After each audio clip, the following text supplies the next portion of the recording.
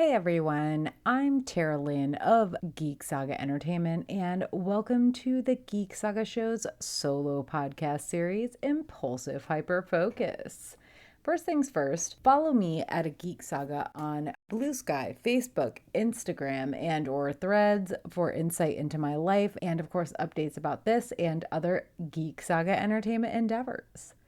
And if you want early access to these and other podcast only recordings, links to personal Spotify playlists, show notes, writing samples, and more, check out the Geek Saga Entertainment Patreon at patreon.com/geeksaga_entertainment. I've been working on this episode about my sorority experience for a long time now. And to be honest, it is by far one of the most difficult episodes I've ever tried to piece together. I had so many good and not so good experiences being in a sorority. And to be honest, my experiences as an alum have run the gamut as well. But before I really dig into all of that, I always start these Impulsive Hyperfocus episodes by highlighting one thing about myself, generally something that's at least sort of related to what I'm covering in the episode.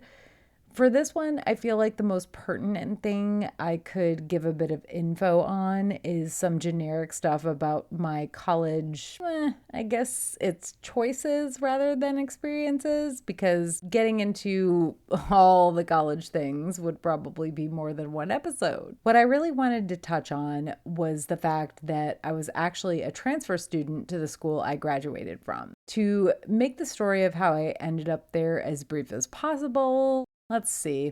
So fresh out of high school, I actually went to an all-girls college about 30 minutes from my hometown. And listen, nothing against the school itself, but wow, was that not for me. Why did I go there at first? Well, despite considering several schools farther from home, I simply wasn't ready to move far away just yet. To be fair, I was only 17 when I graduated and didn't turn 18 until halfway through my freshman year. I'd also never spent more than a week away from home at any one time, and most of the times I was away, I was with at least some of my family. For instance, even when I went to church camp every summer for many, many years, see Geek Saga Podcast episode 144, by the way, that was only a week long, and at least one of my sisters was with me for, I don't know if I want to say most of my years, but many of my years for sure. Anyway, I digress a bit. I also had a full scholarship to that first school, and again, going into all of the reasons that it didn't work for me would take way too long. But suffice it to say that by the end of my first semester of my freshman year, I was already looking into other options for my sophomore year. And then I ended up kicking that year off by doing the Walt Disney World College program. If you want to hear literally all about that, maybe more than you would ever possibly want to know, well, I suggest listening to Geek Saga Podcast episodes 41, 42, 46, 50, 51 and 52. So once I had actually been so far away from home for the Disney College program, I was more than ready to transfer somewhere else that was also far from home. I looked at schools in New Jersey, upstate New York, Central Florida, and Virginia, but really I knew that I wanted to be somewhere warmer than my home state of Connecticut. And after visiting a couple of the southeastern located schools that I've been researching, I made my choice and basically never looked back. The one I chose certainly had its quirks, but regardless of any of the sorority stuff I'm going to talk about in this episode, I had a great time at my university and am extremely proud to be an alum from there. All that said, now that I've given the briefest of explanations of how I ended up as a transfer student at my alma mater, I think I should probably kick this off with the fact that if you actually know me now, especially in real life, I would be shocked if you heard me talking about being in a sorority and were like, yeah, that tracks. Because to be quite honest, I don't think it does. Shoot, even when I was in college, I'm not sure I really quote unquote fit the general idea of someone who would join a sorority. But regardless of whether or not you are surprised that I pledged one, for some time I've wanted to tell my story about how I did the thing and came out the other side. While this is my no holds barred, totally honest explanation of how I went from being a super nerdy kid to a super sorority girl to privately de-initiating myself to editor of my sorority's national magazine to, well, now where I'm just kind of like, I was in a sorority. It might not be as dishy as you expect, mostly because I graduated from college more than 20 years ago. Memories are fuzzy or fading, and some are gone forever, as are so many of the strong feelings I had about certain things that happened. What I do know for sure is that I don't necessarily regret being part of my sorority, but also I don't know. I don't feel any sort of strong attachment to it anymore either. It is what it is, and all that. I'm going to begin this story by going way back to the fall of 2002 when I transferred to a small state university in South Central Virginia. I actually only lived on campus for my first year, and pretty much right away, two of my suite mates told me that they were in a sorority. I honestly can't remember if they were in the same one or different ones, but I suppose that's neither here nor there. Anyway, I went to one of their sorority's open recruitment events toward the beginning of my first semester, but I felt completely out of place. Not that they were awful or anything, I just didn't feel the vibes. On top of that, I was also still feeling out my own willingness to even join a sorority at all. I had a lot going on, not the least of which was that as a transfer, I was trying to figure out the fastest path to graduation. That, and I also almost immediately got involved in theater at the all-boys college just up the road, being cast as Luciana in their production of Comedy of Errors. Great experience, by the way.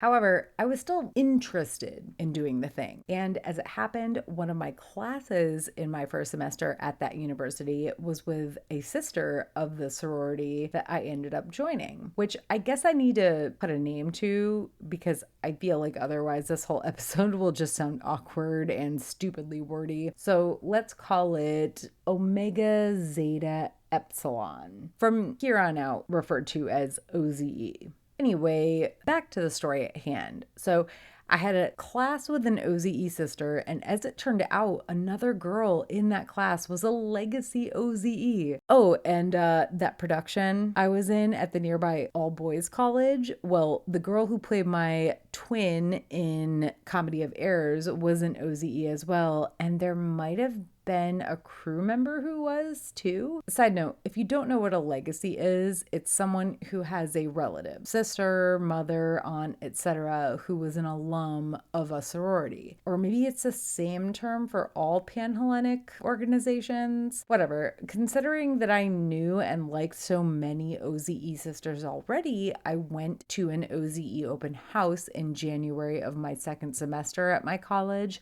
already knowing that if I got a bid, I would accept it. But at the same time, I'm not sure I really knew what I was getting into. More on that later. To get some of the boring things out of the way first, I was lucky, I guess, that OZE, at least our chapter, had one of the lowest dues amounts in the country, at least as far as I can recall, that is. It was definitely one of, if not the lowest at our school, but I'm pretty sure I'm on the money, saying in the country to boot. I believe it was less than $300 per, I can't remember if it was per semester or per year, and that was still a lot of money back in 2002-ish, regardless of whether it was per semester or per year, but certainly far less than the many thousands of dollars per year that I've heard about for other sororities. Also, I will say that my sorority was anti-hazing. That was a big part of why I chose them. I do not in any way, shape, or form believe in, for instance, putting people down based on the way they look or straight up forcing them to drink at all, let alone to the point of blacking out. So while my pledge sisters and I absolutely goaded the sisters into quote unquote making us drink, the latter was all in good fun and never felt like we were being forced to do things that were dangerous to our health, mental or physical. Another sort of side note, my SO at the time was super against me joining a sorority. He had already graduated from college and lived about an hour away, and he really didn't agree with or like the idea of my being a sorority girl. More than a little bit hypocritical on his part, considering he was a fraternity alum. But at best, at one point, he said that he'd come to terms with the fact that I wanted to pledge. If I'm being honest, his attitude about the whole thing might have made me even more gung-ho about it, because I do not like being told I can't or shouldn't do things. A bit more of an aside, for a long time now, I've been a lot more thoughtful and less impulsive about it when someone suggests that something I want or want to do isn't a good idea. But back then, when I was so much younger, less mature, etc., I outright despised that sort of shit. Either way, I didn't let his attitude stop me, and after I went to that open house for OZE, they gave me a bid that very night. I immediately accepted, and that meant I was an Epsilon baby. Granted, about 2 weeks later, said SO was mad at me about it again, but whatever. At least at that point in my life, I was nothing if not a person who refused to be told what to do or not to do. And on top of that, I am definitely one who follows through on things, sometimes to my own detriment. So I accepted the bid, and the first month or so of pledging was actually pretty fun.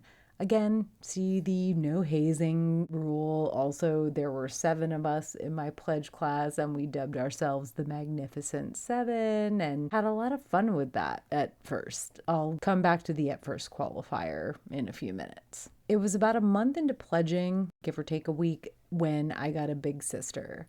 I will say that as the oldest in a family of 3 AFAB people, it was kind of exciting to have a quote unquote older sister. Mine was a wonderful person who also happened to be about 8 inches shorter than me, which was funny. I also couldn't help but see the whole being assigned an older sister thing as cool. At least this means pledging is that much closer to coming to an end. Although that turned out to not quite be the case. I'm also gonna have to come back to that in a bit. But first, family stuff. I don't know how it is in other sororities, but in ours, our families had like themes. They were all animals, I think, and mine was the true, quote unquote, true turtle family. There was somehow a second turtle family that came around well after ours had been established. Maybe it was an offshoot of some sort. I can't recall, and this happened a while before I joined. And hilariously, my turtle family was always kind of schna about them, which, random aside, I know. But my big, grand big, great grand big, and great great grand big were all great. I was actually in my, I think, great grand big's wedding, which was in fact the only sorority sister wedding I was ever in. Anyway, as you can probably tell, I'm trying to have some fun with this, but I guess it's time to get back to one of the not so fun things I glossed over a bit ago. Because soon after our pin pledging ceremony and the excitement of having a big sister, things went downhill really fast. And for this part, I'm just going to read a journal entry of mine from late February 2003. But I'm going to preface doing so by saying that the semester I pledged, I was taking 18 credits worth of courses, aka a full fucking load. I was organizing a production of the Vagina monologues at my school, and I was also part of another theater production at the aforementioned all-guys school, starring as the narrator, singer, and Magenta in Rocky Horror Picture Show, no less. So I was very busy, to say the least. Anyway, said journal entry. Friday was the beginning of the sisterhood retreat for OZE. It kind of started Friday afternoon when our pledge class went down to, store name redacted, to buy everything for our paddles. Then everyone met in the chapter room at 7 to play some games, eat, and watch movies. We stayed up, well, some of us, pretty late, talking about theater, love, sex. It was cool. There's a break in what I wrote here, I think because I started the journal entry at one point and I didn't finish it right away, but from what I remember, the TLDR is that we were supposed to sleep in the chapter room on the floor, and I had other things going on and just didn't do that. So back to what I actually wrote. I had to rush back up to the chapter room for a pledge meeting, only to find out it was canceled. I was somewhat annoyed about that. Then on Monday, I had a meeting for my job as a Disney College program campus rep at 3 p.m. I was supposed to have a roundtable thing from 7 to 8, but it ended up being canceled, and OZE started their meeting early, but didn't tell me on time, and I only got there like 20 to 25 minutes before it was supposed to start instead of like 45 minutes or more before. Then later that night, the BS started. First, our pledge mom IM'd me saying that my pledge sisters feel as though I have not been able to attend and be involved in as many activities and stuff as I am able to. So she told me that maybe I should email them and just kind of explain what's going on, which is what I did. So, pledge sister name redacted emailed me back saying many of the pledge sisters felt it wasn't fair that I got to miss all these things and still be initiated, and that she wasn't sure I understood the meaning of sisterhood. Blah, blah, blah. I emailed her back basically just repeating everything I said in the first email. What did it get me? Nasty away messages all day and one thing piling on top of another until by 3:45 yesterday afternoon, I was in my room bawling and thinking very much that I didn't have the time or willpower to deal with people like this right now. I seriously want to throw in the towel. Honestly, to this day, I wonder what would have happened if I had just thrown in the towel. For one thing, I'm entirely certain that my life wouldn't have ended up any different.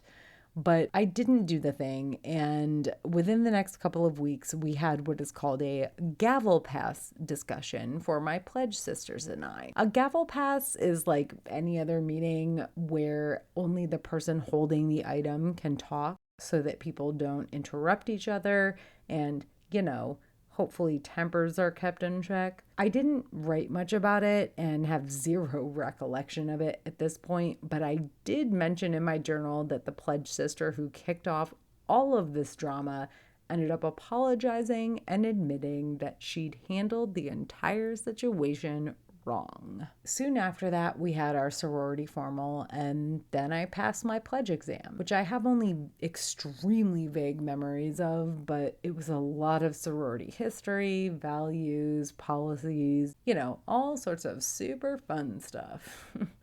I do remember one specific part of ours, at least for my chapter, or maybe it was just for my family, was memorizing pledge numbers and names of alum. They were all recorded in permanent marker on the walls of our chapter room closet, a secret place that we weren't allowed into until we'd been initiated. And honestly, that was probably the closest thing to hazing that I personally experienced.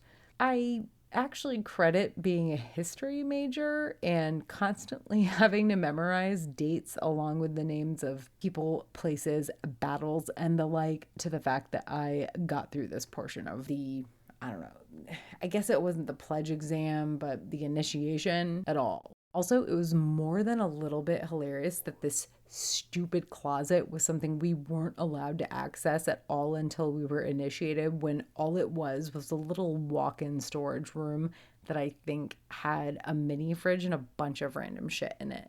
Oh, we also had a parquet floor in our chapter room, and part of being initiated was getting to pull up some of it and write something on the flooring beneath. I want to say that our pledge class wrote something about being the Magnificent Seven, but again, it's been a long ass time, and I'm not sure if I'm remembering that correctly. Whatever. The TLDR is that we were finally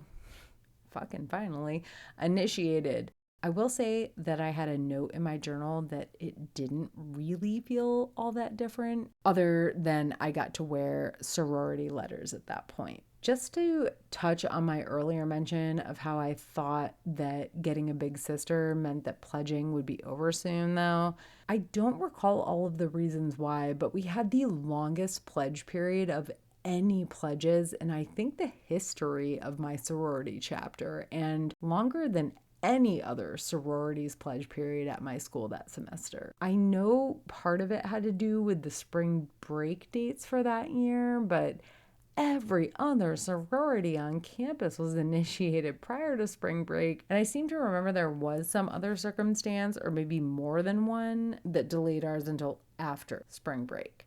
I also remember trying to laugh that off as a badge of honor, but by the time the next semester rolled around and our new pledges got initiated super fast, it became, at least in my mind, less a badge of honor and more of a what the fuck guys sort of situation. Though I suppose that at least was neither here nor there by that point. Still, I don't fault Babby Tara for being annoyed about it at that point. Speaking of my first semester as an initiated sister, funny enough, the two pledge sisters who initiated the drama surrounding me were out at the very beginning of the next semester. One of them transferred schools over the summer of 2003, and the other, the one who was absolutely the spearhead of that ridiculous movement, de-initiated right at the start of the fall 2003 semester. I know the hearsay as to why this happened, but hey, it's not my business to tell. Let's just say that it had nothing to do with the sorority itself and leave it at that. Obviously, I wish that had been where the drama ended, but it kind of wasn't. That fall, we didn't win a single pledge via official recruitment. We had pledges, but very few, and it was obvious that something needed to change. It didn't help that because of how few pledges we had that fall, we decided not to participate in lip sync, which was a huge Panhellenic event at my school. And then on top of that, even though we attended the event, no one was actually chanting or acting as if they wanted to be there or be involved, which in a way I understood and I still understand now, but in my opinion, it reflected so badly on us. And I really started to see why it was so difficult for us to win pledges. I think the official term might be get pledges, but if it is, that verbiage simply doesn't sit right with me, so win pledges it is. Anyway, as my first semester as a sister progressed, I actually ended up being appointed recruitment chair for spring 2004, and I went into it with that mindset that something needed to change. At that point, all I could think was, I love this sorority. I love it so much, maybe too much. I hated knowing how wonderful so many of my sisters were, but also recognizing that so many of them didn't seem to believe in themselves, let alone us as a group. And here again, I'm going to quote my own journal entry because I think it says it better than I could ever remember it now. I wrote, I love my sorority sisters for who they are, for not only their beautiful traits, but for their flaws too. And we all have flaws. So how is it too much to want them to love themselves and each other and to want them to want more for this amazing sorority, this amazing group of girls that we belong to? We actually did okay in official recruitment the next semester, not as well as I would have liked or expected, and I think some of that was due to outside influences. I had a vision of what I wanted to do, but the woman who was the head of Panhellenic activities at our school was a former OZE, not from our school, and steered us in a different direction. Would things have gone any better if we'd gone with our original ideas? Maybe. I really don't know or care at this point, if I'm being completely honest. All I know is that for the first time in a long time, my sorority had girls running toward us to receive their pledge shirts at the official recruitment ceremony, and it was amazing to be a part of that. And honestly, as recruitment chair, to kind of be a big part in that happening at all. I still kind of pat myself on the back for that, and that was 22 years ago at this point. This was also the semester that I gained a little sister in my sorority. To be fair, I have two actual little sisters and I would not trade them for the world, but it was so fun to gain a little in an organization that I chose to be a part of, that she chose to be a part of, and that we went through another separate choosing situation to end up as big little. I don't really remember this, but I wrote about how I was nervous throughout the entire ceremony, sweaty palms and all, and how much I hoped that my little was as happy as I was, that she was part of the true turtle family, that I couldn't wait for my big and my great granny to meet her, etc. Also, this is a random aside, but a fun story. Right before the ceremony, we were talking about how we were supposed to bring our sorority charter outside with us when we have fire drills. And right after the ceremony was over that night, we had a fire drill that we honestly didn't know was just a drill at the time. And one of our sisters, quote, risked her life, unquote, to save the charter. When I read about that in my journal, I recalled it so viscerally and remembered how silly and also hilarious it was at the time. I will say that after talking to one of my OZE sisters about how I was recording this podcast, we both had very similar feelings about a lot of things. Namely, that the drama felt worse at times because we were a smaller sorority, but that we also had great memories of parties, especially at my apartment once I moved off campus. I will say that I eventually got to introduce my blood sisters and actually my Disney college program roommate to my sorority sisters during spring weekend 2004. We had theme parties, danced on tables, and even went to a fraternity field party, which, to be honest, was lame as fuck. Whoever decided that drinking in fields was a good idea. I did it a couple times in high school. Well, I went to field parties, but didn't really partake in the drinking back then. And it was never anything but lame then. It was lame when I did it this one time in college. Sorry, not sorry. But generally, that leads to me wanting to say that the memories I have of the spring 2004 semester with OZE are actually really good for the most part. Our pledges did participate in lip sync and they did amazing. But also, to be honest, my journal entries from that time period are kind of all over the map, including mentions of how I was missing my actual sisters because apparently I was still dealing with BS in the sorority. And compared to that, even my real life younger sisters, who I fought with like cats and dogs growing up, was preferable. And that's saying something. One really, really amazing memory I have, though, is from our sorority formal that semester. The sister who was in charge of organizing it that year will forever deserve all of the props because she found the perfect location and it was just the absolute best time. It was like this camp sort of place with a big hall and cabins. So like we all rented cabins and spent, if not the whole weekend there, then at least the day and night of the formal. And I don't really have any details to give beyond that because, again, not only did this occur more than 22 years ago, but for those of us who were over 21, it was basically open bottle, shall we say. It was BYOB. I remember drinking a lot of wine, and other than that, the night was a complete blur, to say the least.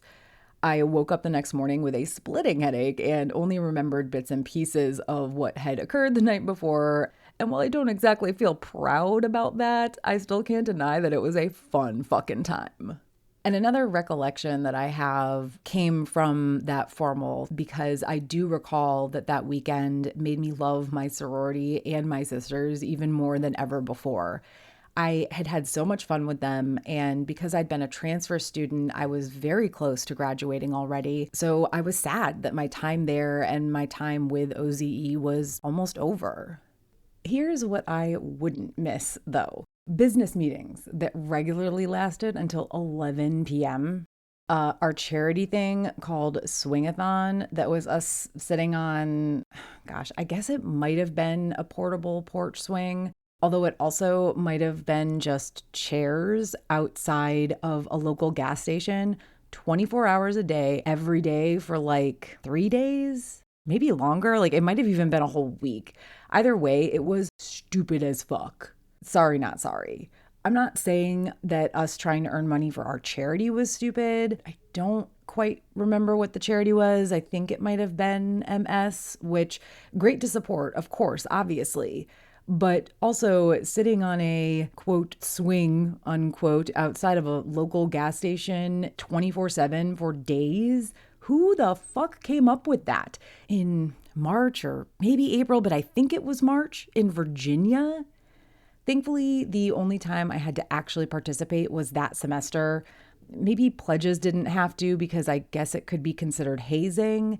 And doubly thankfully, the only shift that I had was a daytime shift, but the shifts were, I think, 3 hours each. And because it was 24/7, that means people had to sit out there in the middle of the night and just, why? Why? Again, sorry, not sorry. Worst idea ever. To be fair, I have no idea how much money we made each year, but I can't imagine any amount was worth that nonsense. I would have given money to not ever have to sit there, honestly. Again, I will state, like yet again, I will state, sorry, not sorry. Now, I'm going to fast forward a couple of years because the following semester I was only a part time student and then I graduated. But in 2006, give or take 2 years after I graduated college, I wrote a blog post about what I would and would not change about my past. And one of the things I said I would not change at the time that I wrote this was joining a sorority and particularly joining OZE. What I wrote was, there have been a few times when I wasn't sure what made me join in the first place, when I wanted more than anything to walk away from the drama. Although I'm sure I'll keep in touch with a few of my sisters, I can't say for sure that I made any everlasting friendships. But if I could go back, I still would have joined. Yes, there was drama, more than I needed at certain points in my life, but in the end, I never would have had the college experience that I had without OZE. Without, and here I listed 9 names that I'm going to omit. So without these 9 sisters that I listed, without that crazy night of Ball 2004, or all the stupid parties at our apartment, or nights just hanging out with a couple girls, drinking and spilling more secrets than we maybe should have. I've separated myself from it all now. I'm probably not being the alum I should be, but that is a personal choice I had to make. It doesn't mean that I don't have fond memories and hope to someday have the money and the time to give the chapter what I can't give them right now. So I wrote that in January 2006, but then in May of that same year, I had a real turncloak moment. At that point, I privately de-initiated myself from my sorority, which isn't a thing. And I knew it wasn't a thing when I did it or whatever. But in that moment, I felt the need to do it for myself. It involved a supremely private situation that one of my sisters had been party to, something that I involved her in because I had no other choice. And I have to be vague here for many reasons, but I will say that even though it directly involved me, it wasn't something that I specifically did. Anyway, I found out that she had gossiped about this supremely private thing to basically the entire sorority back when it occurred. And yeah, I get it. I almost certainly shouldn't have been surprised that this happened among a bunch of girls in our late teens and very early 20s, but still, I was surprised to find this out. Surprised and hurt. The second issue was something I'm personally not proud of, but listen, we all do and say dumb things sometimes, especially when we're young, which I was. Like, I'm pretty sure I was 21 when this happened. I'm not using that as an excuse, just context, because again, young people are especially apt to do and say dumb things. Let's just say that myself and another sister were being young and dumb and saying stupid shit together.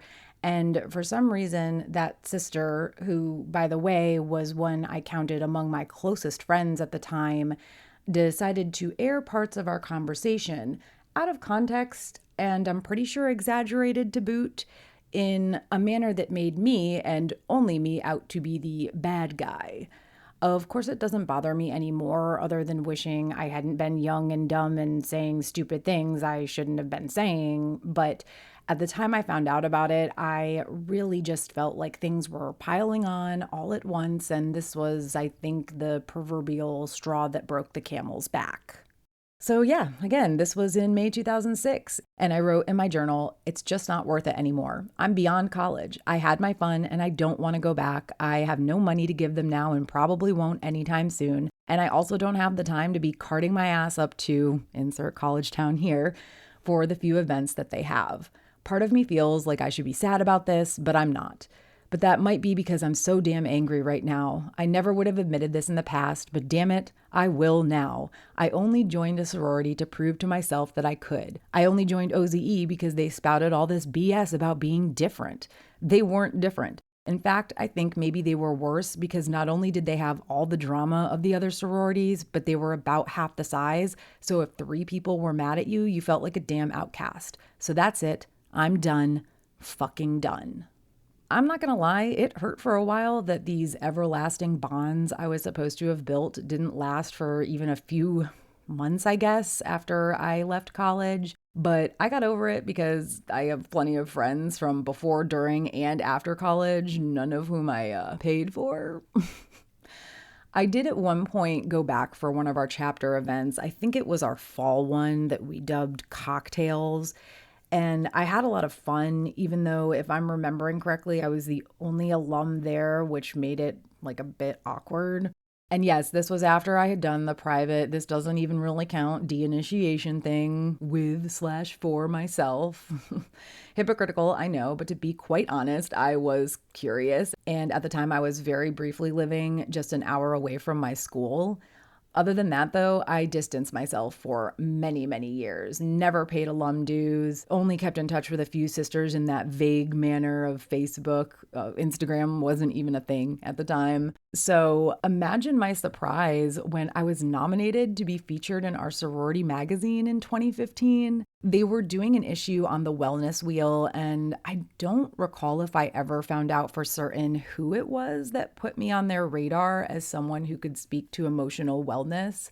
But despite my private de-initiation, I'm glad they did. This nomination came on the heels of an extremely tumultuous time in my life, as from mid 2014 and into 2015, I wrote and talked extensively about my mental health struggles, and it was less than a year later that the editors of the sorority magazine contacted me. To put it bluntly, I still don't know why they did. The things I posted during that period of my life weren't anything groundbreaking. I talked about how and why I had reached my breaking point and how I had sought help in the form of checking myself into an outpatient program at a hospital. And this was followed by months of sometimes good periods, sometimes very bad ones, during which I talked both about my continued struggles and, on the other hand, the people and pets and places and things that lifted me up.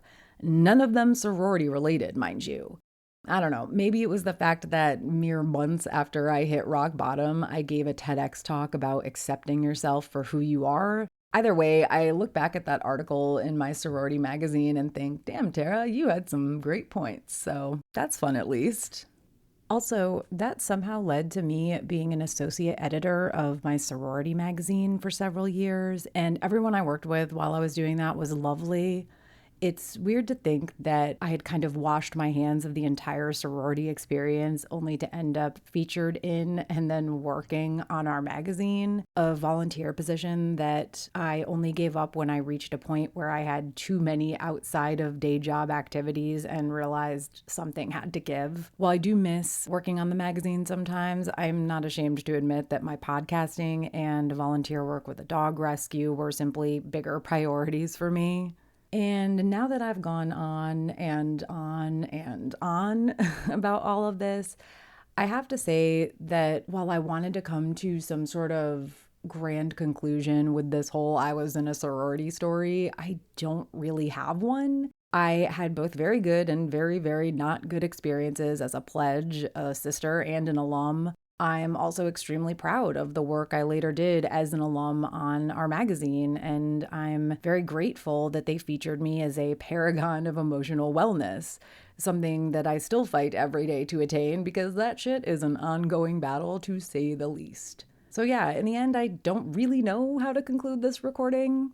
I don't think my life was truly changed by joining a sorority, or that I personally am any different for having done so. For sure, there was a lot of silly, childish drama the entire time I was directly involved in it, but I also know that I had a lot of fun, and not just at that one supremely memorable formal. I don't love that some of that silly and childish drama continued even after we all graduated, of course, but what can you do, I guess? For my part, I feel that the nonsense that somehow lingered for a while after graduation has long since faded into obscurity. And honestly, how much did any of it really matter in the grand scheme of things anyway? So, yeah, I guess that's it. Thank you for listening to me reminisce about these sometimes detailed, sometimes vague, and sometimes, yeah, totally random memories about my sorority experience. As always, if you have any thoughts on personal stories of mine you're interested in hearing, or any particular rants or rambles you'd like me to go on, send me a DM at a Geek Saga on Blue Sky, Facebook, Instagram, or Threads, or email ageeksaga@gmail.com. If you enjoyed this episode, please don't forget to rate this podcast 5 stars on the podcatcher of your choice, and definitely follow me on the aforementioned social media accounts for the most current news and updates about this series. And please consider backing our Patreon at patreon.com/geeksaga_entertainment for early access to not just these Impulsive Hyperfocus episodes, but also to future episodes from our other series, including the upcoming Hot D Takes discussions about the 3rd season of HBO's House of the Dragon.